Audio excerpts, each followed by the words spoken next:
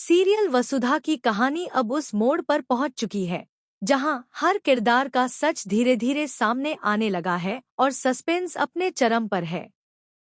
देव को आखिरकार आधा सच तो पता चल ही चुका है कि अब तक जो भी गड़बड़ हुई है उसके पीछे कहीं न कहीं अविनाश का हाथ जरूर है। इसी बीच सबसे बड़ा झटका तब लगता है जब इस पूरे मामले में चंद्रिका को अरेस्ट कर लिया जाता है। यह खबर देव के लिए किसी सदमे से कम नहीं होती, क्योंकि चंद्रिका उसकी मां है और वह किसी भी हाल में अपनी मां को इस जुर्म से बाहर निकालना चाहता है। अब देव के सामने सिर्फ एक ही रास्ता बचता है, पूरी सच्चाई तक पहुंचना।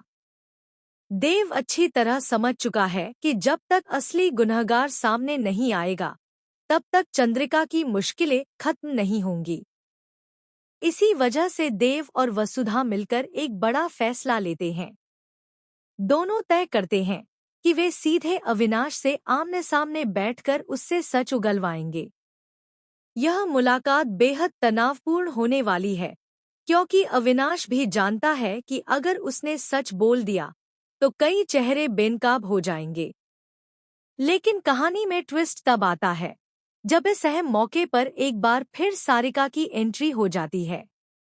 दरअसल सारिका को एक मैसेज मिलता है जिसमें उसे साफ साफ आदेश दिया जाता है कि वह वहां जाकर सामने बैठे और जो भी बातचीत हो रही है उसकी पूरी जानकारी दे।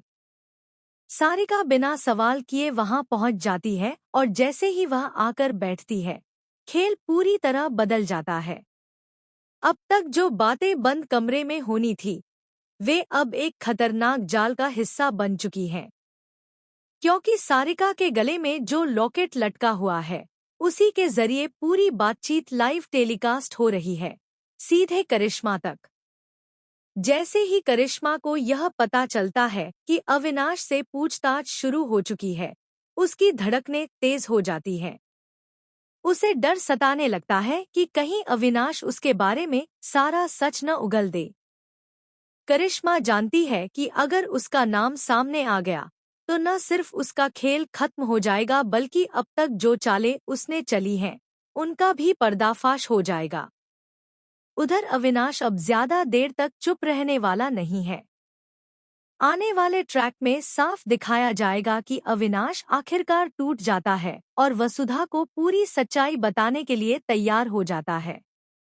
वह एक एक करके सारे राज खोलने लगता है कि कैसे उसे मोहरा बनाया गया, कैसे उसे धमकाए,